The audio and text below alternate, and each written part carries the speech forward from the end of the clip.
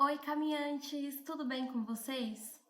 Como vocês podem ver, eu estou em um cenário diferente hoje. Eu não estou na minha casa, estou viajando, mas eu não podia deixar aqui vocês sem vídeo, não podia deixar o canal sem vídeo. Então aqui estamos. Hoje eu vim trazer mais um vídeo aqui da série de vídeos da mitologia grega. Eu já trouxe um vídeo aqui antes falando das dinastias, das eras divinas, que é bom você dar uma conferida antes de assistir esse vídeo de hoje, porque tem alguns pontos lá que são legais da gente esclarecer antes da gente aprofundar um pouco mais o nosso conhecimento, que facilitam muito o nosso entendimento sobre certas coisas. Então dá uma conferida por lá. Mas vamos lá. Hoje eu vou falar de Zeus nesse vídeo. Na mitologia, é dito que Zeus ele é filho de Cronos e Rhea, que são titãs. De Cronos vai vir aí castrando e matando o seu pai Uranus e assumindo o seu trono. E aí disseram para Cronos que isso também aconteceria com ele, que ele seria derrotado e destronado por um de seus filhos. E é por isso que todos os filhos que ele tem com a sua esposa Rhea, ele acabava devorando. E é interessante a gente avaliar um pouco mais aí da simbologia que tem por trás dessa questão de Cronos devorar os seus filhos. Cronos, ele é o tempo cronológico. Ele é aquele tempo do relógio que vem falando que tudo tem um fim. E todos nós somos consumidos por Cronos a partir do momento em que a gente nasce.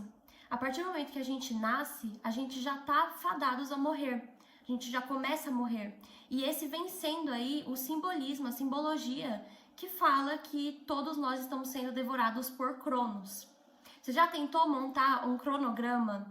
Vem aí a palavra também relacionada a Cronos.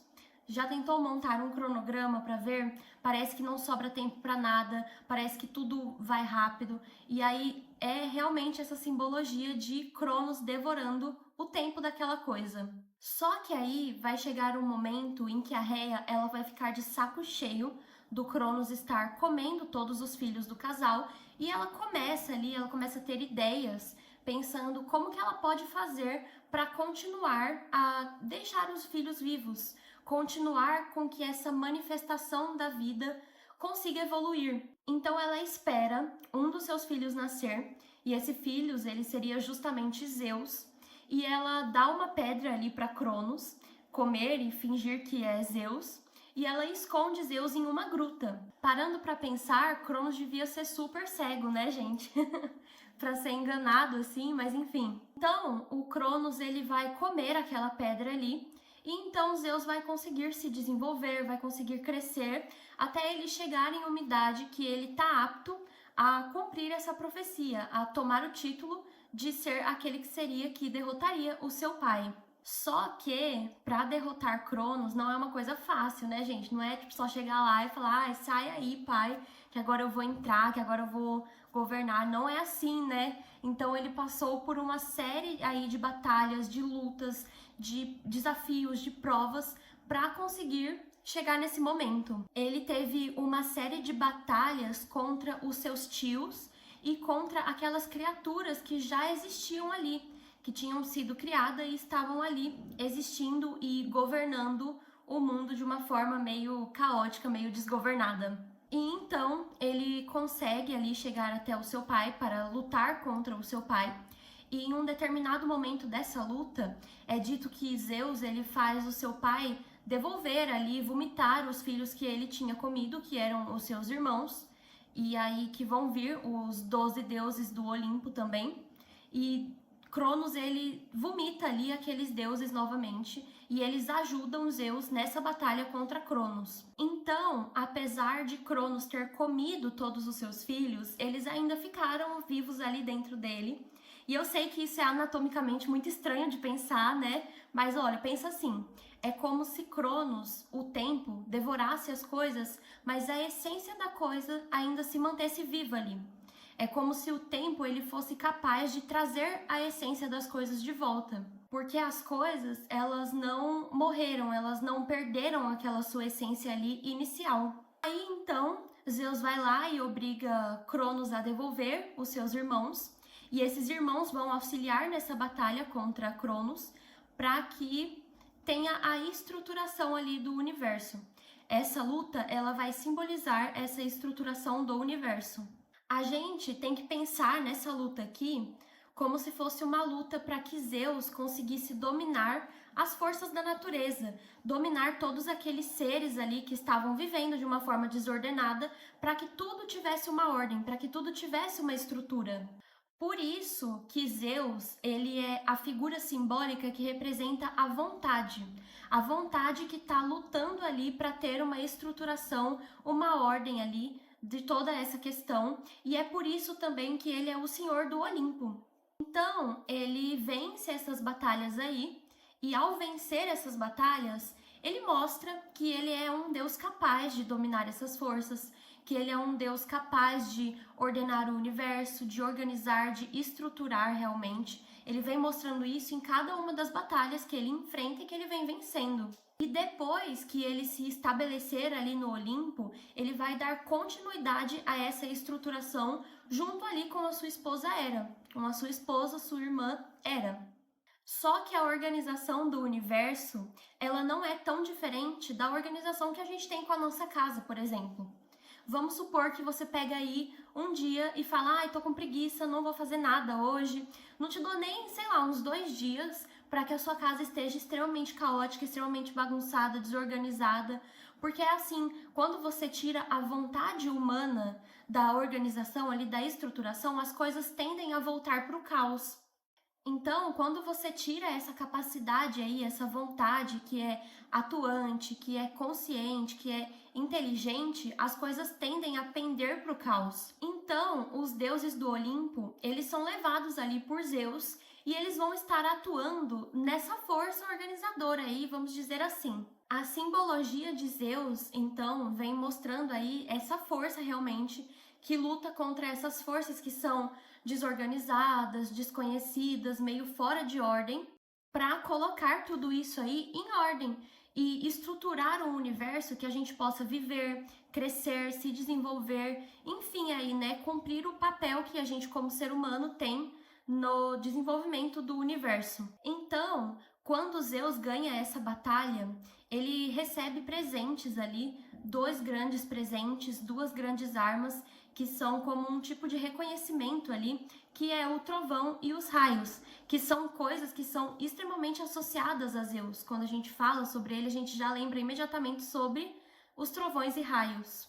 E ele também tem com ele 2 corvos negros, que são a representação ali do mistério, do oculto, do que está escondido, daquele mistério ali que vem acompanhando feiticeiros, certo?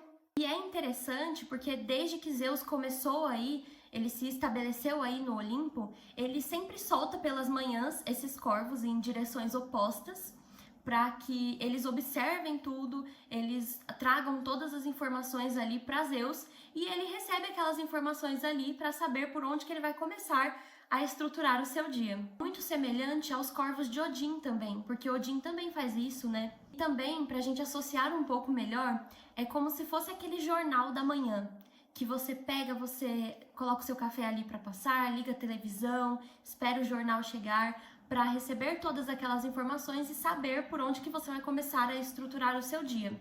Então é muito parecido com isso o que Zeus faz com os corvos dele. Então, quando Zeus começa a montar o Olimpo aí, ele divide o mundo em 3 partes. E ele fica com o Olimpo, que é a representação do céu.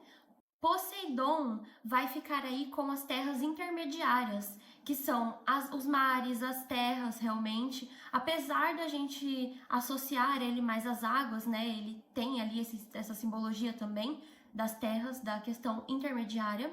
E Hades, que é justamente o inferno aí. Então, a gente vai ter aí o mundo dividido em 3 partes. E é muito interessante também porque a cultura grega, ela também divide o homem em 3 partes. A nous, a psique e a soma.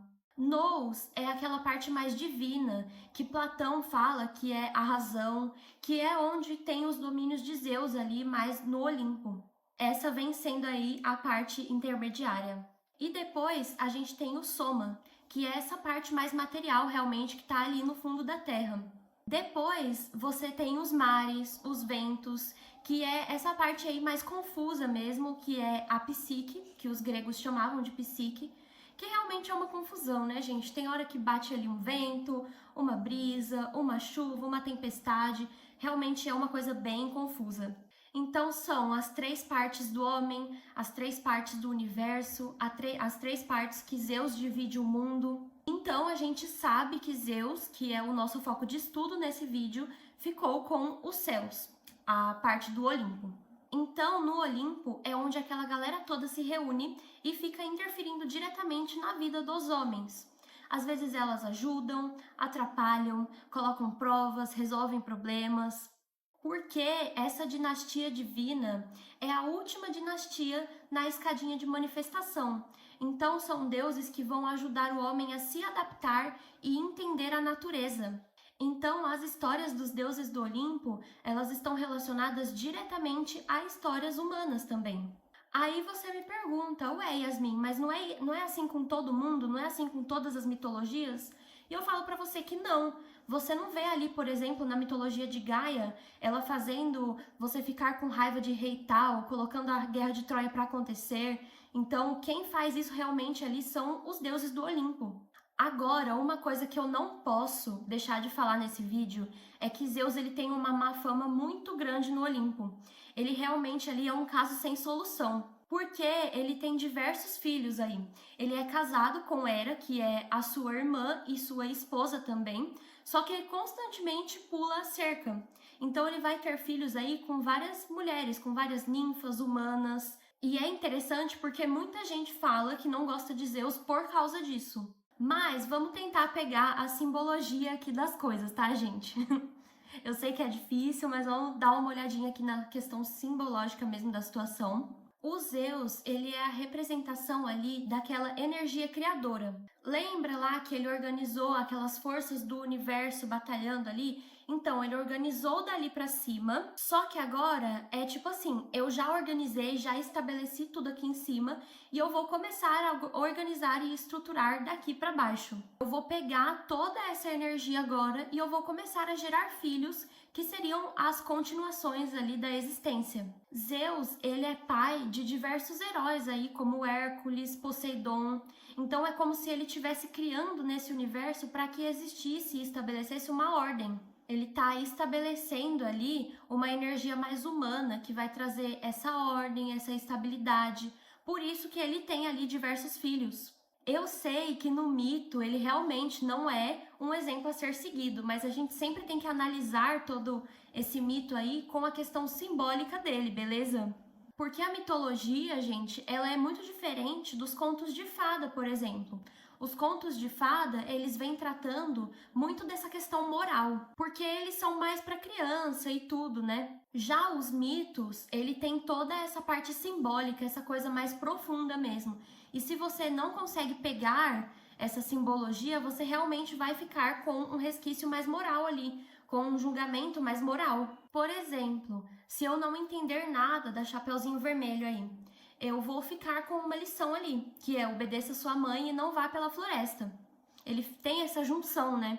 Tá, as mitologias, como elas estão falando ali dessa parte mais misteriosa, digamos assim, ela não tem essa preocupação específica muitas das vezes. Então, Zeus ele vai ter vários e vários filhos aí, e eu vou contar uma das histórias de Zeus aqui só pra gente ter uma noção mais ou menos de como que são as histórias dele, que é a história quando ele tem Dionísio.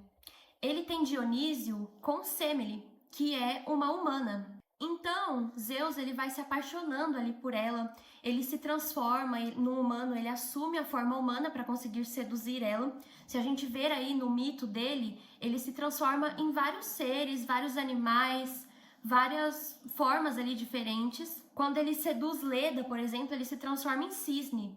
Então ele realmente ele vai assumindo várias formas diferentes nas mitologias dele. E o que é interessante nisso é que a gente pode entender que como Zeus ele assume várias formas diferentes, ele pode vir a ser tudo. Então ele está ali em todos os lugares. Ele é todas as coisas. Zeus ele vai estar presente em tudo que há criação, em tudo que é uma criação. E só um parênteses antes de eu falar de Semele, imagina que é como se Zeus ele tivesse presente em todas as sementes. Uma semente, ela não escolhe, eu vou fecundar apenas esse pedacinho aqui pequenininho de terra. Não, ela não faz isso, né? Ela pensa, não, eu vou frutificar em vários lugares, para que ali consiga nascer uma nova vida, uma nova planta. Então essa aí vem sendo a energia criadora de Zeus, que está sendo representada aí em diversos filhos, em diversos seres que são as suas sementes, de diversos lugares diferentes. A gente está falando aqui de uma força de vida, de uma potência de vida que ela precisa estar se multiplicando sempre. E em um belo dia, ele vai ter ali esse filho com Semele. E Semele, ela tá ali contando vantagem, né? Ela tá ali falando pra todo mundo, eu tô namorando um deus, meu namorado é um deus. Ela vai contando vantagem, até que as irmãs dela também não acreditam nessa história. Elas falam, isso é legal e tudo mais, mas namorar um deus aí já é demais, né? Mas até que ela vai contando tanta vantagem ali, que essa história chega até Hera. Hera fica sabendo disso. E o que Hera faz? A Hera, ela vai se transformar em uma das amas ali que cuida de Semele. Ela vai se aproximar dela e ela vai sugerir, ela vai colocar ali na cabeça de Semele que, já que ela estava com aquela dúvida se o namorado dela realmente era um deus, que essa dúvida realmente foi plantada pelas irmãs dela, se ela estivesse com essa dúvida, que ela pedisse então para que o namorado dela se mostrasse na potência dele, na forma divina dele, em tudo que ele é, com todo aquele seu resplendor, né? E ela fica ali com aquilo na cabeça dela. Aí quando Zeus chega para falar com ela em um outro momento, ela lembra para ele, ela fala, lembra bem que você prometeu para mim que tudo que eu te pedisse você iria me dar? E é assim, né? Quando a gente começa um relacionamento, a gente vai prometendo mundos e fundos para a pessoa, e Zeus fez isso, ele realmente prometeu para ela que ele daria tudo. Então a Semele, ela vai pedir ali para Zeus que ele mostre para ela de fato quem ele é. Ele mostre para ela toda a sua essência, no mais puro ali. E aí a gente vai ver que Semele deu uma abusada aí, né, gente? Porque ver a forma de um deus não é para todo mundo. É como se a gente tivesse contato com todos os mistérios, todos os segredos que rondam o universo. Ainda mais Zeus, né? Aí Zeus olha para ela aí e tenta convencer ela de pedir outra coisa.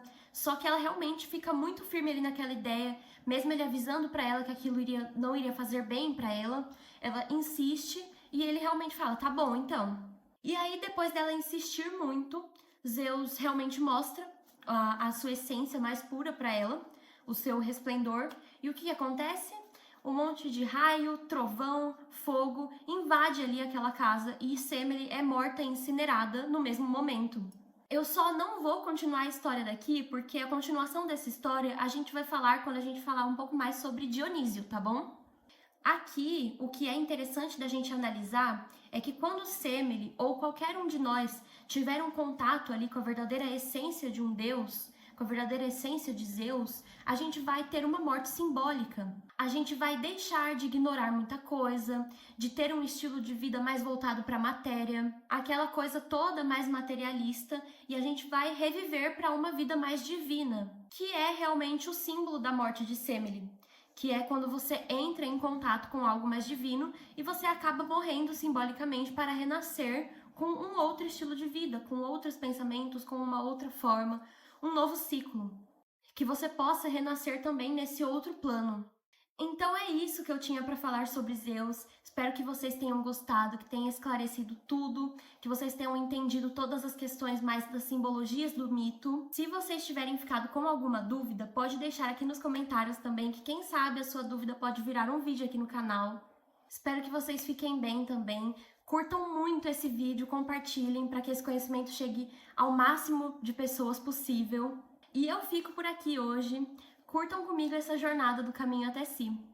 Tchau!